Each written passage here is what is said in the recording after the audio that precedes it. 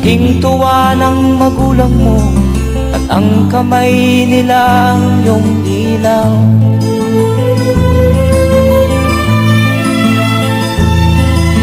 At ang nanay at tatay mo'y di malaman ang gagawin, pinamasdan pati pagtulog mo.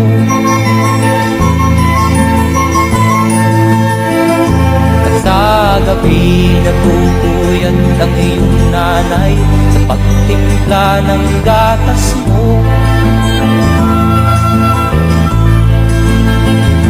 At sa umaga na may talong ka ng iyong amang tuwang-tuwa sa'yo.